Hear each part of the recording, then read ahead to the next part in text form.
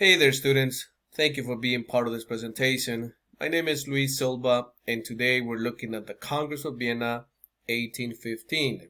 The era after the fall of Napoleon created conflicts among conservatives, liberals, and radical forces. The conservatives were usually wealthy landowners and nobles. They typically supported traditional monarchies. On the other hand, liberals were usually from the middle class. They supported Enlightenment ideas like limited monarchies and voting rights for educated landowners. And the radicals were usually from the lower classes, and they supported extending democracy to all citizens. This is a map of Europe of 1812 at the height of Napoleon's reign over most of Europe. In 1812, Napoleon was the Emperor of France, and he had conquered Italy and Switzerland and the Rhine and Warsaw and Spain. On top of that, he had defeated Austria, he had defeated Prussia, and he had defeated Norway and Denmark. So Napoleon was all over Europe at this particular moment in history. When Napoleon was defeated in 1815, European leaders met at the Congress of Vienna to restore peace and bring stability back to Europe. The Congress of Vienna was attended by conservatives from Austria, Prussia, Russia, Britain, France, and was led by the Austrian Prime Minister Clemens von Metternich.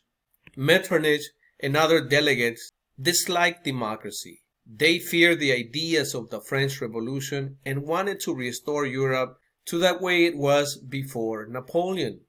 One goal was to prevent future French aggressions. This was accomplished by taking from France all lands it had gained under Napoleon and making the nations around France stronger. If you can see from the map to the left, this was Europe in 1810. It was actually dominated by the French, Napoleon.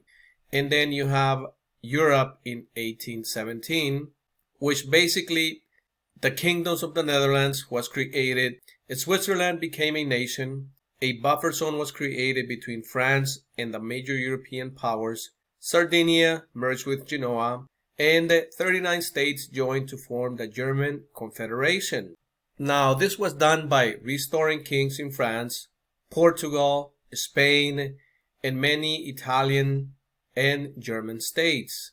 This was also done by forming the Concert of Europe, an alliance among Russia, Austria, Prussia, and Britain to maintain peace and stop future revolutions. The decision made at the Congress of Vienna helped maintain peace in Europe for almost 40 years. But the decisions of the Congress of Vienna did not make liberals or radicals happy.